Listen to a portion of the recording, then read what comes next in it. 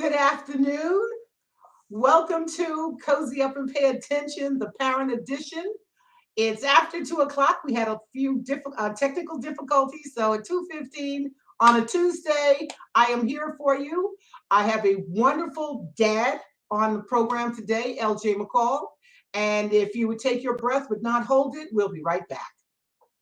Cozy Stone is a multi-talented comedian extraordinaire who has a real lust for life. She also combines humor and motivation, where she is known as a humorvational speaker. Her youthful ways and positive light make her a beacon for those of all ages. Cozy has lived a remarkable life that has paved the way for so many. She had the longest running open mic venue of 11 years at Tommy Rockers in Vegas, called Cozy's Comedy Corner, through which she introduced many up-and-coming comedians. Before going into comedy, she was one of the first female personal trainers and one of the top fitness trainers in the world. She has trained many greats such as Billie Jean King, Roberta Flack, Andrew Young, Ed Bradley, CCH Pounder, Al Pacino, and Earl Monroe. As a former competitive bodybuilder, she also owned a bodybuilding gym for women over 40 in Los Angeles for several years. She has worked in top positions for HBO, Playboy, and Tony Robbins. She also enjoys volunteer work, dedicating time to the New York Foundling Hospital and babies with AIDS. Cozy Stone has a message that shouldn't be missed. I'm back. Please welcome my guest this afternoon, LJ McCall. Would you please bring LJ into the studio? Hey there, friend. How are we doing? I'm doing pretty good. Before we get started, I'd always like to say to the audience, we know that there aren't any books for parenting. There really are, but they really are not. We also know that there is no such thing as a perfect parent. And just as importantly, this show is not designed in any shape, fashion, or form for parent shaming.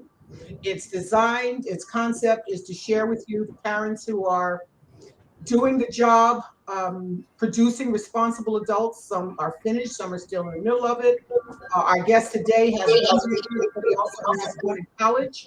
What is that? LJ, do you have noise in the background? What are you hearing? I hear bells.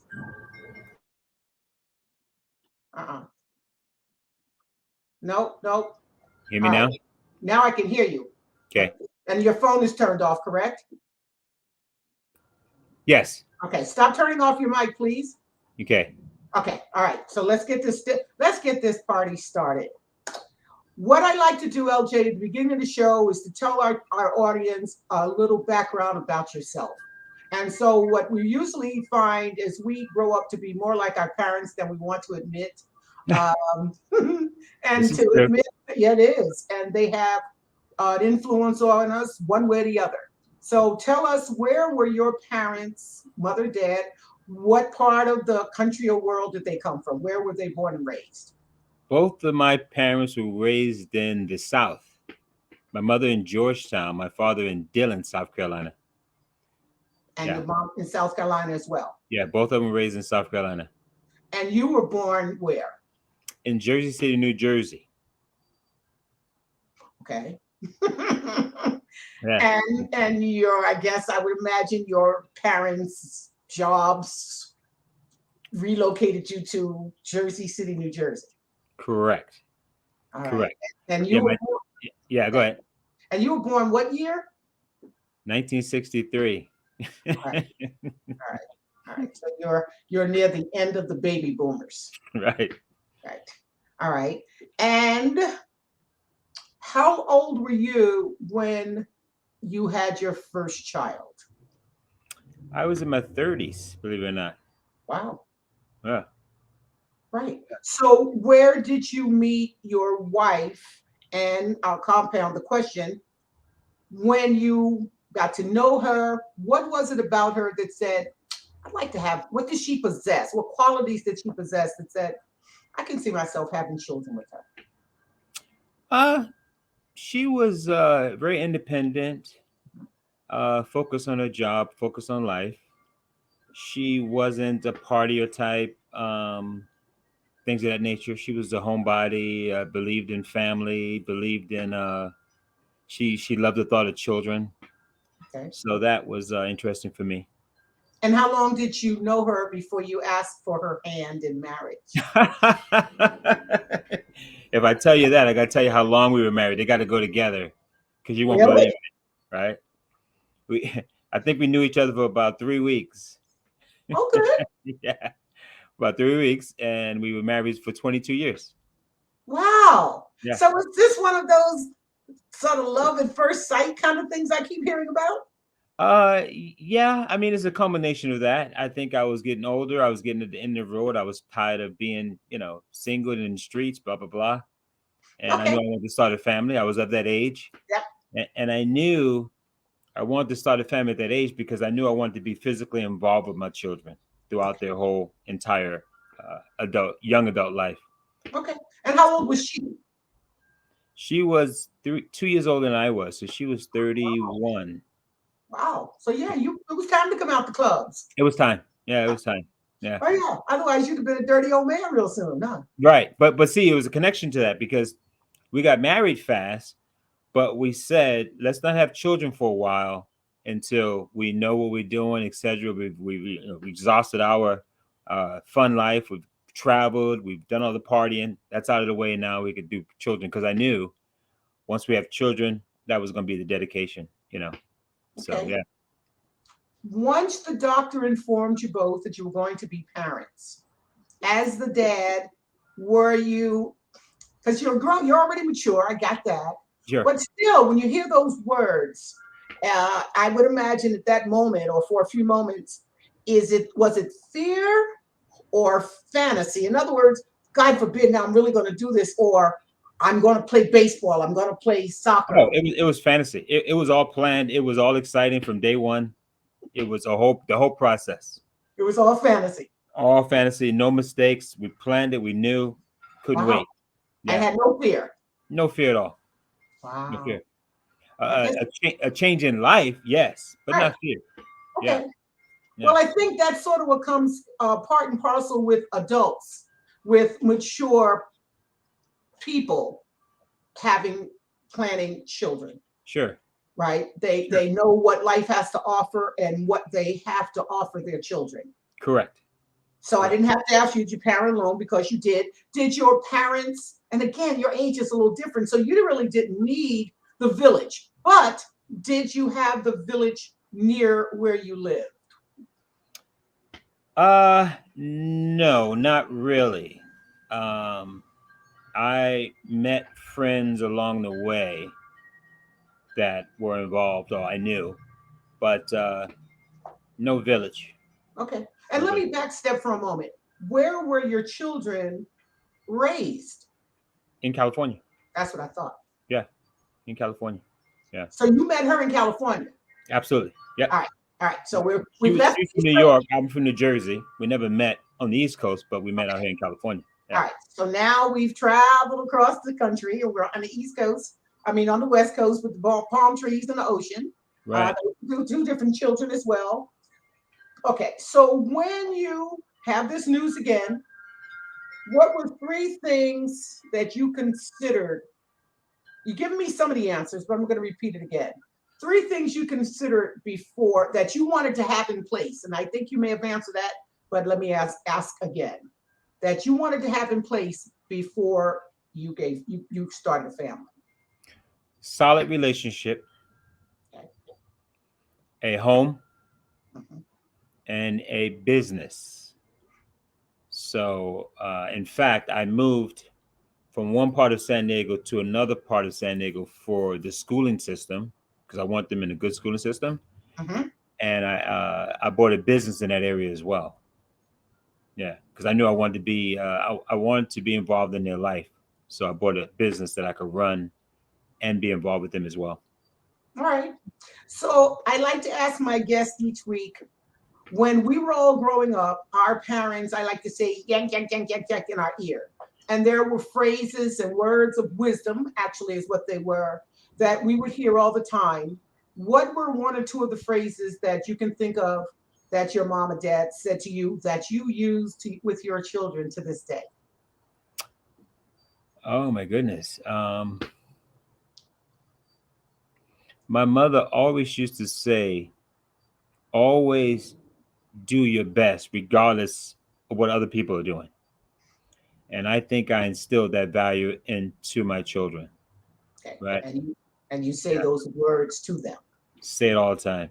You always do Okay. your best. Always do your best, whatever Okay. that best is today, because it could Yes. be better tomorrow. Mm-hmm. Your best today. Right. Oh yeah, All right. yeah. Well, again, this part of the show is to just give you a background. Who brought you into this world? What values did they give you? Mhm. You met your significant others. You decided this was going to be the person you both did that you wanted to have kids with, establish a life. And yes, there are words that you learned that you have instilled in your kids. So let's go with the questions that it took me teeth pulling to get from you, Mr. LJ. Ooh, you better be glad I love you. So let's go on with the very first question. Your question is, well, you sort of answered this too, but here we go again. Were you prepared mentally, emotionally, or financially? Which one of the three were you most prepared for when you were planning these children? Mentally, Really? yeah. In that, In that, I honestly had no idea the all the work that goes into parenting to be a real parent, but I knew how much work didn't go into not being a good parent. wow, So I used that as my energy because I knew to be involved. I mean, if you're a true parent, you give up a lot. right. You give up a lot to raise children. Yes, you did. A lot of your time, a lot of your focus, a lot of your energy. And if you're not mentally prepared, that's when you by default become a bad parent. Wow. Yeah. Yeah. Wow. Okay. See, that's Mhm. what I love about this show. Every week I learn something more, and to hear the answers from all of you. Wow. Thank Yeah. you. All right. Your next question is: give me three things you wish you knew before becoming a parent. Oh, how to have more patience. I was waiting for that word. Yeah. Kids try your patience. And you know why they try it so much? Because they don't have any. So, right? As Is we that get what it is? older, we understand patience more and more, but kids have no patience. They Okay. want something, they want it now. And if they want something, they want it now, and you can't give them that thing, Uh-huh. you got to figure out something else to give them. So it's constant. That's Uh, one. Give me yeah. two more or one more. What was the question again? So I The make sure I question answer is right. three things that you consider, number four, three things that you wish you knew before becoming a parent. Okay. Yeah. So definitely patience. I had no idea how expensive children are. Oh, But again, that's being a proper parent, right? Because I'm talking about, eating healthy, being part of some type of group, volleyball, basketball, football, whatever it is. mhm. Um, those things are expensive to get the right equipment and et cetera, to have them in a good school. Like I said, we moved to a good school district to live in that area. So um, that's important. And I didn't know how expensive they were. And I would say the last thing is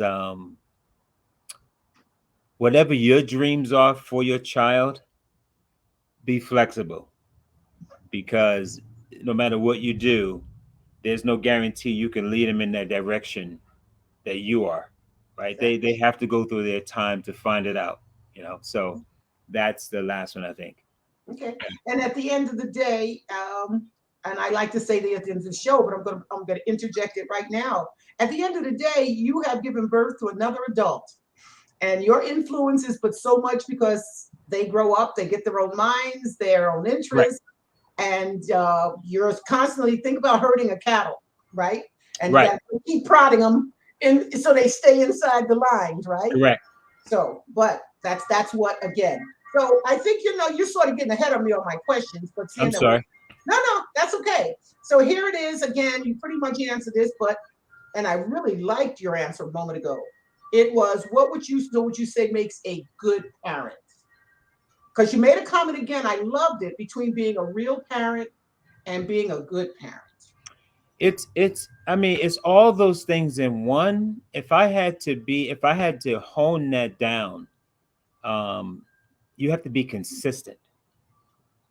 To be a good parent, you got to be consistent. I mean, and if you're consistent and they pick up those behaviors behind you, and they're really simple things, really subtle things, but it could be, during the school week, you go to bed this time. If you start letting them stay up later, get up later for school, that becomes a habit. It becomes a bad thing. But if they know that's what they have to do and it's consistent, I think consistency is the number one thing for being a great parent. Of course, is all the other things, honesty and loyal, learn all these things, education, etc. But be consistent. Wow. Say what you mean and mean what you say. Say what you mean and mean what you say. I've had a golden rule since my children were born. I only say no once. I only say yes once, whatever. But if I say no, that's pretty much it. You can ask me 27 more times. If the answer was no to start off, even though conditions may change, I still stick with that no, because kids like they're like rodents, right? That sounds bad, but a rodent just don't look for one way inside your house. A rodent will look for ways constantly until it gets in your house, right? They don't look for one way. I can't fit through that hole. Never mind, I'm gonna go to another house. No, they'll keep looking until they find a way in your house. Kids are the same way. They want something, they'll keep asking you until they break you down. And if they know it's not gonna work, they stop. So so just be consistent. Well, I like to think of them less of a rodent or as a salesperson. Nah, Right? well, some salespeople are pretty hard. They never. That's true. That's true. That's true. Some But I like salespeople give up though. Salespeople give up easily. oh, not the good ones. Kids, kids Listen, don't give up. you just Kids find keep another one. asking. But I like your rodent analogy. Yes, yeah. I just came up with that right now too. Well, good, good. That's why I try to bring intelligent parents on the show who can tell them, yeah. Okay. Okay, let's get to your next question. Your next question is, oh, I like you picked this one. Did you attend parent teacher, and you still have one in school? Yes. Do you attend, not I won't say all, but parent teacher meetings? Yes, especially why? in elementary and middle school, I was involved all the time. High school, you kind of give them a little bit more leeway. They're kind of too cool for school. It's so funny. It's a pattern, right? And it went to both of them. In elementary school, oh, they love you to come every day. Come every day, hang out. We love it. I can't wait to see you. Middle school, they kind of start slowing down. You come every once in a while. Okay, you're here again. High school, why are you here, Dad? Why are you here? Wait. I'm talking about parent teacher meetings, and let me tell you why. Yeah, I do that too. Yeah. As I do motivational speaking in the Sure. school.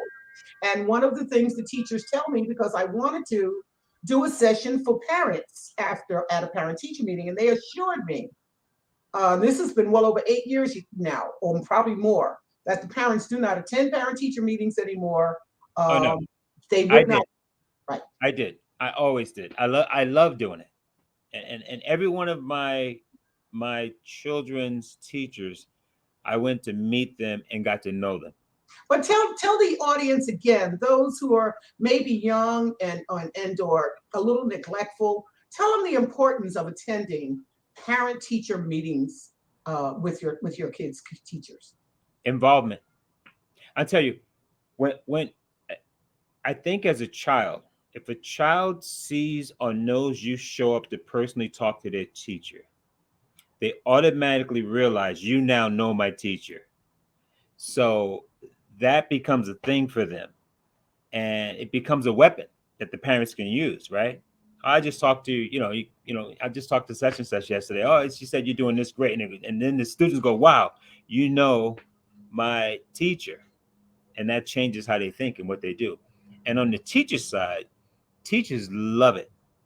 Teachers love it, and I feel sorry. I know some people are burdened with work and things of that nature. But if you're not visiting your child's teacher and getting to know them, then you're not making that connection of the time to be that parent. Well, and the other part to that is you don't know the full development of your child. Absolutely. That's Absolutely. to me is one of the other Yeah. reasons for attending parent-teacher meetings. Absolutely. What is he behind? She is behind in. What are they Right. excelling in? What Right. can you work more on? Right. A report card can have an alphabet on there, and they can change those alphabets. However, you can talk to your teacher and find are they ruly in class? Absolutely. The question, Coach, I tell you, I don't think there's ever been a teacher that wasn't happy, loved talking to me, loved me asking questions, especially now, more so than when we were growing up. Now with the email, then the texts and the the schools have their own software and systems that I'm constantly to know. I know when my kids have tests coming up, meetings, agendas, sports events, all that information, you got it. So there's really no reason for parents not to be involved today Wow. than when we were growing up. I know my parents were out of the loop. I think if I could say throughout my elementary and middle school years, I think my parents may have came to school twice, maybe Wow. 2 or 3 times. No, my mom went all the time. I know. See? So yeah. And, I would sit there and say, "Oh my God, what are they gonna say?" And of course, you can imagine there was only one thing to say. She's always talking. Always talking. That was me. Yeah. We can talk. That's a whole nother subject about us. But yeah, same thing when I was in school. Always talking, goofing around, talking. Yeah, but I got great grades. I was not disrespectful. I got my assignments in on time. Yeah. Those are part of parenting. And now you're telling me what I didn't even know, that have this thing called technology. Oh my God. There's no reason to know, I'm going to do this as an aside. You see it on TV and the kids, a little off the beaten path, and the parent will say, "Oh, he's a good kid. Did you see a homework assignment? Did you go to a parent teacher meeting? Yeah. Do you know the kids? They come home. Do they have any homework?" Right. None of that. And this is a good kid that all of a sudden the society picked on? Sure. No. Yeah. Well, it's sad, but and if this is calling out some parents, it is. It's some parents use school as a daycare. They're just dropping the kid off. They're happy there. I want nothing to do with it. Do your thing. Figure it out on your own. And it's sad, but that's a reality. Yeah. It just is. All right, let's move on. The next question is, your last question. This one pretty good. Things you taught your child, and then I put in parentheses, respect, thankfulness, honesty. I like to talk about, this is one of my favorite topics, cleaning their room. I have a thing about cleanliness. Yeah, we know it's next to godliness, but children don't know that. So I'm going to change the question a bit, or the answers. What was your stance, you and your wife's stance on dishes? Because I believe part of that is discipline. It's things that they're going to need to do when they become adults and get their own family and or live by themselves for the rest of their lives. They're going to have dirty dishes. They're going to maybe want to make their bed. So let's compile that. So let's first take cleanliness. What was your stance on that? And you had athletes, so yes. Yeah, always clean. They always had to keep their room clean, and it was easy to do, right? So we had I used to make chalkboards. So had chalkboards around, big chalkboards I made, and their chores were on there. So we didn't have to tell them. They knew. They could read it, see what they are, blah blah blah. And there were rules, like on, let's say, Saturday, when they had to go clean their room up. There was rules. Okay, now it's time to go clean your room up. And we gave them a time limit. Like, for the next 45 minutes, you're cleaning your room. Now, you can go in your room and walk around in circles, but you got 45 minutes to clean your room. So if you go do it right, you could be done in 12 minutes, 8 minutes, whatever. And they used to do it. And no problem. And especially my daughter. She loved to clean room. And they loved to clean up. So it was easy. What about dishes? Dishes, all those things were connected to chores. We turned over things slowly to them. Every day. Was there a chalkboard for dish? Yes, there was a chalkboard because I had a rule where I didn't like saying it over and over. Hey, did you do the dishes? Hey, you done about the trash? Hey, did you do the recycling yet? So I put it on the board, and it was great because the board could be erased, right? It could be edited, and on Saturday, I'd wake up, or maybe Thursday or whatever. I put the stuff on the board for Saturday, and the rule was I don't have to tell you this on the board. You know the board is there. You go check it out when you're ready. You can go do your chores any time of day you're ready. Here's what we're doing on Saturday or Sunday, but you can decide anytime on Saturday to do the chores. But it got to be done, and they do it. And they were smart kids, so they knew. Let me do my chores early and get them out the way. And my daughter was the leader, Okay. so she'd say, "I'm doing my chores now." So my son, well, I guess I do mine now, Okay. and then they do it together. They get them out of the way. So I was lucky in that department. Well, again, you said what you meant and meant what you say. Yeah. I like the chalkboard. It's right up there with military training. Yeah. You should see my chalkboard. But the chores now were connected to monetary whatever, right? Mhm. So they got their money from it, but we also got to do things. So if we had something planned for Saturday, we were going someplace, or Sunday, and the chores weren't done, we just didn't go. We didn't go. And it only took like once or twice for that to happen. And after that, oh no, never again. Right? Because I meant it, right? That's responsibility equals accountability. Accountability equals responsibility. There you go. Easy as pie. Easy as pie. When you say what you mean and mean what you say.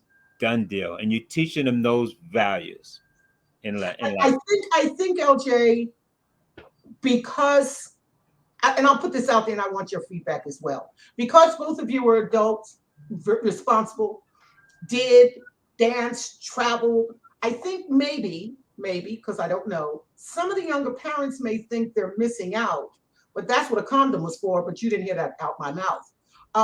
So you want to say you can't do this, and they want to do it. Well, you can go to Magic Mountain if they didn't make their room, if they didn't clean their room. It's that simple. You can't go to the movies. Oh no, yeah. It's that simple. And I used to say, like, let's say we go into the park or the beach, right? Okay, guys, we're leaving for the beach at 11 o'clock. Okay. Here it is, 8:30 a.m. We're all up watching cartoon TV. Okay, you guys know your chores on the board. Okay, you gotta get them done. Okay. And that meant get them done right. So that meant when you clean your room, dad is coming in the room to check it out. Right. So you're not cleaning your room as we're on the way out the door, right? You're cleaning your room way before time to leave. And now I'm going to do my walkthrough, and I'm looking under the bed, I'm looking in the closet, and I'm checking this, checking that. And they knew what to do, and they would hit it. And sometimes I push them, like, why is this over here? Why is that over here? But just to let them know, when I do check, I'm checking. Got it. And they knew. And it took maybe one time that they didn't pull everything off because they knew, and they waited till the last minute. And then it was like 1 o'clock. And well, Dad, what time are we going to the beach? Oh, we're not going to the beach. What makes you think we're going to the beach? We're not going to the beach. Why? You didn't finish your chores. And that was it. Took once or twice. That was it. Done. Oh, I love you. Never again. It's easy. It is when you do what you say and say what you mean. Yeah. And that's why you also have A students. Sure. And it paid off, and again, I however parents raise their children, they did it that way. That's fine. Mm-hmm. But I am proud to say my kids throughout all the elementary school, middle school, high school, and now my daughter's in college, all they do is focus on good grades. They hate getting bad grades. Wow. I don't know how many students out there that parents have those kind of students. Right. My kids, not from embarrassment, like, oh, my friends are going to laugh. No, they come home and say, Dad, I don't even want to show my scores to my friends. Like, why? Because they got 64 and 71 and I got a 98. I said, don't hide it. Be proud of it. You show them that you focus. But like when we grew up, that means you're a nerd. That means you're boring, right? Because you do what you're supposed to. Think all that you gave to them and put inside Do you think they did it more for you or more for themselves? Well, good question, Cozy. Great question. But if you think about that question, what I just instilled those values into them, and once those values was instilled into them, they took it off now. Because now think about this. For the most part, both of my kids are independent when it comes to their schools, their studies, what they have to do. Mhm. My daughter in college by herself. I mean, she's at UCLA. I'm not there every day. Her mother's not there every day. And they're focused on good grades. So it's consistent for them to get good grades. My daughter, this is no joke, true story. My daughter got I think like a 98.7 on a test, something like that, right? Which was an A. Yes. Already done, right? I'm gonna tell you, when I was in school, if I got a 98.7, I'm good. I don't want teachers to see it because he may find something else to give me another low point. So I don't say anything. Right. My daughter will come home and study that test and find any flaw, any mistake, and go back to the teacher. And she went back one time and corrected. The teacher contacted me and told me what she did. He said, I just want to tell you how great your daughter is. Like, what? He said, yeah, she had a 98.7, which was an A. She came back and showed me a mistake that I made when I corrected the test. They gave her a higher score and pushed her into an A+. Wow. That's how focused she is. And that's in high school. Oh. Yeah. So you would say with, unless God knows something you don't, for what you and your what you guys have done, you and your wife, raising these two responsible adults, when they leave your house again, unless something happens that's just unfortunate, they should be gone. They should be able to leave your house, graduate college, get their jobs, raise a family, and repeat. What is it? Wash and repeat. I hope so. I mean, I don't know if this economy that we live in now, the world that we live in now is different. But I think for the most part, yeah. And my daughter proves that every day that she's in college.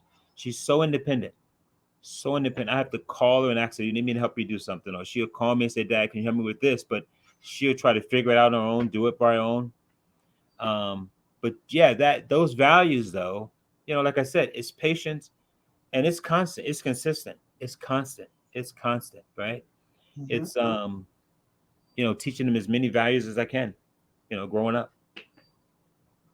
Absolutely wonderful. One day I'll meet them. Hopefully it's not at their wedding. We've been know. friends so long. We've been friends so long. I'll call you afterwards and tell you I may see you around holiday, but we'll talk about that after the show. Got it. Mr. McCall, I just love you. All right, let's do your fun questions, sir. All right. Uh-oh. I should change it because you've been too prepared. I have to say if I like it or not. Yeah, okay, I'll give it to you. I'll give you the one you chose. Okay. No, I'm going to change it. Go ahead. Only because I know you so well.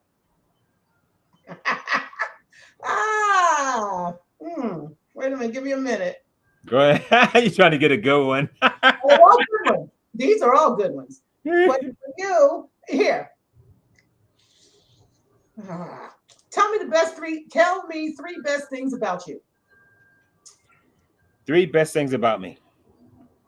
Now, from what angle you're talking about? That I think is best about me, or other people find 3 things best about me?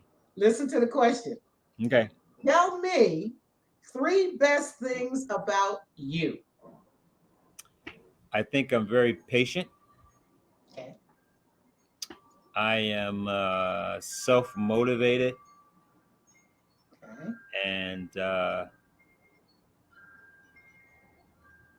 wow, I'm trying to narrow it down to 3. Last one should be easy. I'm very creative. I love to create things. I love to build furniture. I love to do garden work, planting, things of that nature. Right. Yeah. Then I'll tell you the 4th best thing about you. I got. Oh, what? You're a great dad. Oh, thank you. Good. Nailed it. I said, come on, LJ, 3 best things about you. Your 4th best thing. I love being a dad. I really do. I love, like I told you in my thing I sent to you. Mm-hmm. I love my children calling me Dada. Their nickname for me is Dada, and I love them calling me Dada. So all they got to do, they call me Dada. I almost want to give them stuff. Well, you have earned it. Yeah. You have earned it. And every guest that I've had on here so far, I think I'm almost up to 10. You've all been just wonderful, great examples, exemplary examples of what can happen when you, again, it comes down to this, when you say what you mean and mean what you say. Absolutely. Each guest that's been on here will hit on a different topic that I love to hear. Is again, I could give 10 zillion reasons of why I did not want to be a parent. And all of you talk about the things that you knew it would take and you wanted to do it. You wanted to be a parent and you're doing your job. And so, as I say to my guests every week, I thank you, LJ. Society, thank you, LJ. Your children one day, hopefully, will thank you. Yeah, they have already. Believe That's me, right. they have. Thank That's you. right. Yeah, And they made my that life is, better. yeah, Absolutely. that is the best compliment I think That's the best. Yeah. any parent could get is to Yeah. have their kids at some point, or especially once they get where you want them to go, to look at you and say, I heard years ago that being a parent is a thankless job. I never liked those words. I was Not a little true. girl. I That's was a not true. teenager probably. And I said, wow, how ungrateful, you ungrateful cretins, Yeah. right? Not true. And that's because I was grateful and you know how much I love my mom. But in some instances, I think in retrospect, it can be a thankless job when you don't do the job. Well, doing the job is a journey actually because it's fun. And if you didn't get total enjoyment from birth, seeing that birth to sending somebody off to college, then you miss the whole journey. And to me, that journey, every time I'm out now, it never happens. If I'm out and I see a dad or two parents with a small child, my brain automatically goes back to when my children were little. Every time. Really. Yeah, and I often tell parents, strangers, if I'm standing next to them, I meet them, I say, listen, hey, how old are your kids? And they say, oh, 3 or 6. Oh, okay, great. Listen, enjoy it because it Go goes so fast. fast. That's right. It goes so fast. And when it's gone, it's over. Yeah. No redo. Right. And No and redo. I don't ask parents that, I don't ask them that question. Did it go fast? Because I, as a person without children, Yeah. people's children that I know, Yes. I've got this little kid right now who plays pickleball. Must say pickleball before the show is over. And every time I see him, he gets taller. Every time Right. I see him, his face looks different. And Um, amazing. Yeah. yeah, so you can be around, you have nieces, nephews, cousins, what have you. Um, hey, listen, you know, I'm going to have a big birthday in less than 60 days. Whoop, whoop. Right. Did that go fast? Goes fast. I don't think it went fast, quite frankly. Right. I didn't. I enjoyed so much of it. I just cruised along to get here. But at the end of the day, I am no longer 21, 31, 41, or 50. And it's called life. Life. When you bring other people into this world, it's a heck of a responsibility.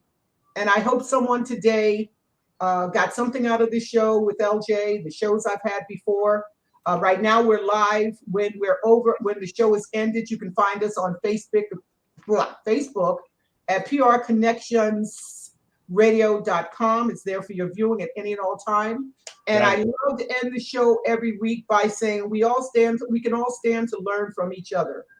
Yes. I believe when you know better, you do better. Love it. Folks, please come back and join us again next Tuesday. I did not have the wiggles, by the way. Did you know that? You did. You did good. Uh-huh. No But you crack. can do that wiggle thing though if you want to. You can do. It's the hair. That should be a trademark now.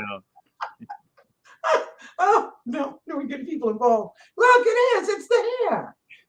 Well, I enjoyed this show. Awesome. I'm glad you invited me. I thank you. And you know how much I love you. you Don't too. go far. I'm going to give you a call in a minute. Okay. Folks, good night. And we'll see you next Tuesday. Thank you for joining Cozy Up and Pay Attention, the Parent Edition. Bye.